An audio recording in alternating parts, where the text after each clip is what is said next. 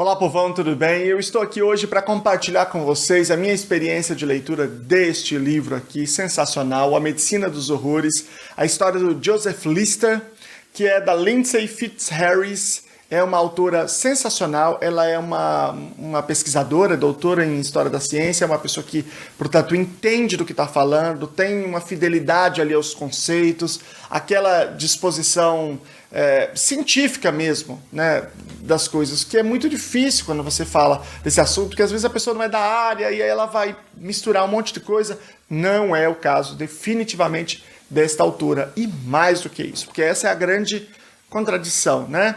Quando a pessoa escreve muito bem, normalmente é uma pessoa que não é da área da ciência, é uma pessoa da área de jornalismo, de letras, que às vezes é muito boa, mas às vezes não tem um domínio científico. E o contrário também é verdadeiro. A pessoa que manja daquele assunto faz um negócio redondinho, mas ela não escreve bem, ela tem uma escrita chata. Não é o caso dela também. Isso que eu acho legal. Ela tem uma escrita envolvente, fácil. É uma área completamente distinta da minha. Eu consegui entender o que ela apresentou assim, de uma maneira muito tranquila. É realmente envolvente. Portanto, olha, é uma experiência de leitura excepcional. Essa experiência de leitura pode acontecer com um livro que tem conceitos que não tem nada a ver com a realidade, mas neste caso não, você também está aprendendo, você está entendendo aqueles conceitos, porque tem uma fidelidade a isso. Portanto, une o melhor desses dois mundos.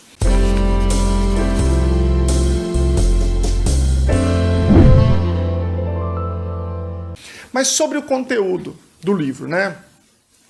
Eu acho que esse é o segundo grande mérito da autora, né? Que é, assim, não é o objetivo, não é contar uma biografia de uma pessoa com interesse totalmente pessoal. Embora a história dele esteja presente, ele era um cara que era um Quaker, né?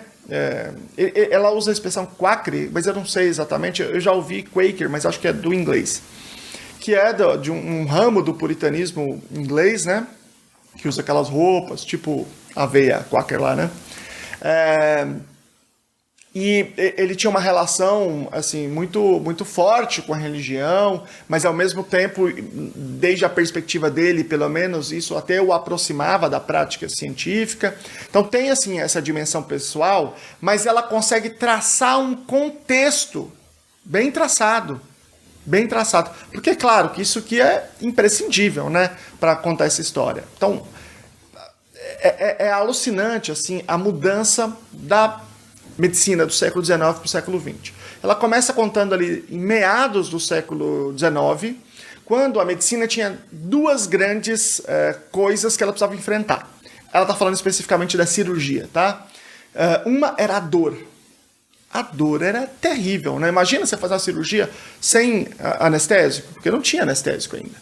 E aí ela dá uma pequena introdução sobre como que o éter chegou nessa história.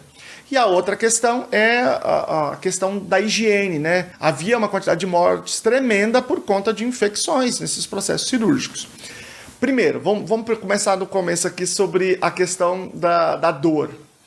O grande mérito, a grande qualidade que um médico podia apresentar antes, né, ou pelo menos uma delas, era a velocidade.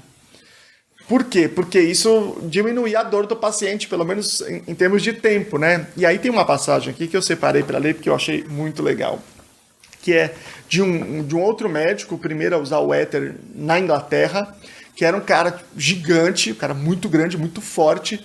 E isso fazia diferença também, porque ele conseguia fazer as coisas rápido e com muita assim, poucos movimentos, né? Bom, mas olha essa passagem aqui para vocês verem, né? Tá falando dele, aí diz assim, vamos lá. Certa vez, seu paciente, que havia chegado para retirar um cálculo na bexiga, saiu correndo da sala, apavorado, e se trancou no banheiro logo antes do início do procedimento. Seguindo-o de perto, Liston, que era o nome do médico, né? Liston derrubou a porta e o arrastou aos gritos para a sala de operação. Entendeu? Derruba a porta e arrasta o cara aos gritos, tá? Ali, amarrou bem o homem e introduziu um tubo de metal curvo em seu pênis. Até chegar à bexiga, em seguida, inseriu um dedo no reto do paciente, a fim de apalpar a pedra. Quando o cirurgião a localizou, seu assistente retirou o tubo de metal e o substituiu por um bastão de madeira, oh meu Deus, que funcionaria como guia, para que o cirurgião não causasse uma ruptura fatal no reto ou no intestino do paciente, ao fazer um corte profundo na bexiga. Com o bastão no lugar, Liston fez uma incisão diagonal em no músculo fibroso do escroto, até chegar ao objeto de madeira. Em seguida, usou a sonda para alargar a abertura e, neste processo, abriu a glândula prostática. Neste momento, o bastão foi retirado e o fórceps foi usado para extrair o cálculo da bexiga. Galera, olha isso aqui. Agora presta atenção. Liston, considerado o bisturi mais rápido do West End, fez tudo isso em pouco menos de 60 segundos. 60 segundos. E isso tem uma importância para a gente entender o que é aquilo ali, mas também para a gente entender os problemas que eram decorrentes disso, né? Porque acabava tendo um monte de problema de perícia por conta dessa velocidade toda, por conta de todos esses problemas, por conta da pessoa ali sofrendo, com dor, com tudo isso. E aí o éter foi introduzido e progressivamente ele ganhou espaço na cirurgia inglesa e no mundo, né? Mas havia um outro grande problema. O que eles chamaram de hospitalismo. As pessoas morriam. Morria. A grande maioria morria. Era mais seguro, se você tivesse um problema digno de cirurgia, era muito mais seguro ficar em casa e rezar do que ir para o hospital. Era muito sério. As pessoas não lavavam a mão. Ela podia fazer uma cirurgia, fazer outra cirurgia, e não lavava a mão. As pessoas exibiam o avental cheio de sangue, de pus, endurecido de várias cirurgias, porque isso mostrava credibilidade, que era uma pessoa que fazia muitas cirurgias. Não se usava nenhuma ferramenta, porque não se sabia da existência de micróbios, de bactérias, nada disso. E aí o Lister, né? Aliás, as pessoas devem perceber esse nome por causa do Listerine. O Listerine foi feito por conta dele, né? O Lister introduziu essa ideia, o pai dele fazia microscópio. E ele também entrou nessa tradição e ele defendeu muito a utilização do microscópio, da utilização do microscópio na medicina, que todo mundo achava que era uma bobagem. Ele escreveu isso algumas vezes, ele foi rechaçado muitas vezes, que isso era tipo um fetiche, uma brincadeira e tal, né? E ele defendeu aquela importância. E ele foi construindo durante a sua carreira a demonstração dessa importância, né? Principalmente na análise das infecções. Mas para isso não bastava ter a lente, ter um microscópio. Era preciso ter um aporte teórico para entender aquilo ali, né? Ter uma teoria. E aí ele encontrou quando ele leu Louis Pasteur. Quando ele leu Pasteur, aí ele virou a chave. Ele começou a interpretar os processos de infecção a partir daquele arcabouço teórico dos micro-organismos que o Pasteur tinha proposto, né? Alargando isso. Depois eles se conheceram, né? Se tornaram próximos, mas ele fez a ponte daquilo que o Pasteur discutiu e demonstrou na biologia, na biologia quanto ciência básica, vamos dizer assim, né? E aplicada em outros contextos, para a ciência aplicada da medicina. Ele fez essa ponte. E ele construiu uma carreira longa com essa demonstração. Toda a carreira dele tem a ver com isso, né? Ele depois atua na Escócia, foi depois para os Estados Unidos e disseminou essa mesma versão nos Estados Unidos. Eu acho que tem algumas coisas interessantes, algumas lições em termos de ciência que advêm desse livro de uma maneira muito clara. Mas antes de eu falar disso, deixa eu só dizer uma coisa. Já no século XIX, o Lister já atacou duramente a homeopatia. Imagina que 2022 a gente está falando de homeopatia ainda, né? Isso é só um parênteses. Mas eu quero fazer algumas considerações sobre como é que funciona o avanço da ciência. E aí eu quero citar dois casos aqui. Quando o Lister foi para os Estados Unidos, ele falou no Massachusetts General Hospital, onde o cirurgião-chefe, que se chamava Henry Jacob Bigelow, tinha proibido a utilização dos processos de antisepsia propostos pelo Lister, que basicamente utilizava de uma coisa chamada ácido carbólico, né? A ideia é que se você matasse ali os micróbios, você ia reduzir a probabilidade de infecção. Essa era a coisa básica. E esse cirurgião geral, ele proibiu isso, né? O chefe ali, ele proibiu e falou que não podia utilizar, só que ele viu a palestra. E aquilo ficou forte, né? E depois o Lister rodou o país. Depois ele chamou o Lister e falou o seguinte: é o seguinte, vamos testar isso daí, vamos ver isso daí, vamos ver se é verdade. E aí ele testou e aquilo funcionou. E ele se tornou o maior divulgador e o maior defensor do Lister. E olha que interessante, eu acho que isso ele revela um tipo de comportamento, de postura desse profissional, de ter convicções, de ter posição, de acordo com tudo aquilo que você leu, que você estudou, mas também está disposto à nova evidência. O Skinner falava isso, tem uma frase muito boa do Skinner sobre isso, né? Que ele fala, olha, é o seguinte, fazer ciência é isso, você está disposto a mudar de novo, está disposto a mudar de novo, né? Você não pode ser dogmático, isso é anticiência. Isso é anticiência. Só que você precisa ser convencido por novas evidências e não por conversa, né? Essa é a questão, né?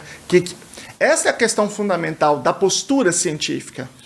Ao contrário da grande maioria da comunidade de médicos da época. Por isso que o Lister, ele investiu principalmente nos estudantes de medicina. Ele fez a divulgação principal nesses estudantes.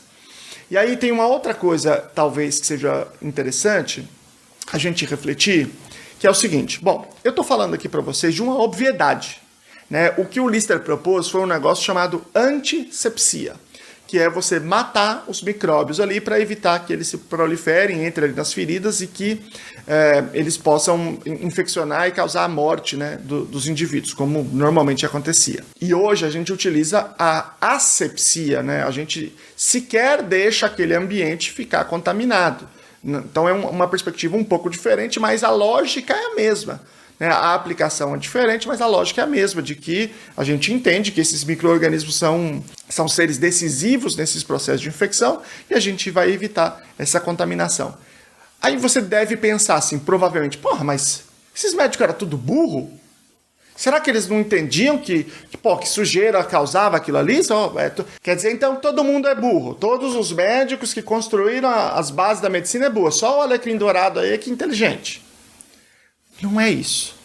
É que a ciência, ela é contraintuitiva. Uma observação a olho nu daquilo que estava acontecendo não permitia concluir o que era.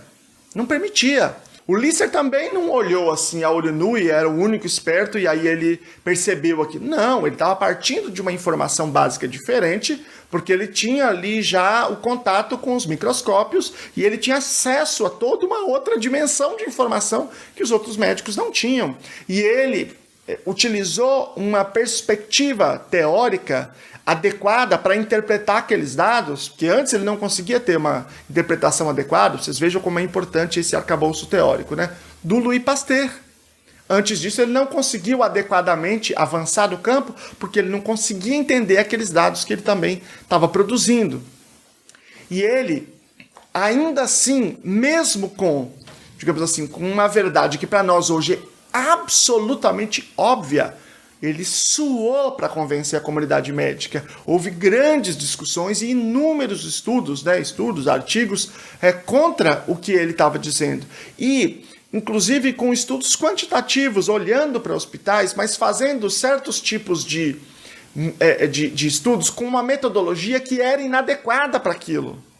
Então você tinha problemas de fidelidade na intervenção, problema do tratamento estatístico nos dados, e você veja a importância que é a metodologia do estudo. Eu sempre falo isso. Vira e mexe eu tenho uns vídeos que eu falo sobre algum estudo ou um conjunto de estudos, né? E aí eu fico primeiro apresentando a metodologia, depois eu explico o resultado. Aí vira e mexe tem alguém que fala assim, até tal minuto é só enrolação, é só a partir de tal minuto. Não é. É mais importante do que o resultado. Porque se você não entender como aquele conhecimento foi produzido, você não pode analisar criticamente aqueles dados, você não pode discordar, você vai ficar louco, porque você vê o estudo falando o contrário, o outro falando outra coisa, como é que você vai se posicionar? Então isso aí é um negócio que é difícil da gente entender. E quando a gente vê que todos os médicos do mundo inteiro acreditavam que higiene não tinha valor nenhum, você vê, caramba, só olhar para o fenômeno, só para a sua aparência, não resolve o nosso problema de conhecê-lo. Eu preciso ter uma metodologia. Ah, entendi. Isto é que é a ciência. Isto é um tratamento crítico. É a crítica da crítica da crítica, como diz o Karl Popper, né, daqueles dados.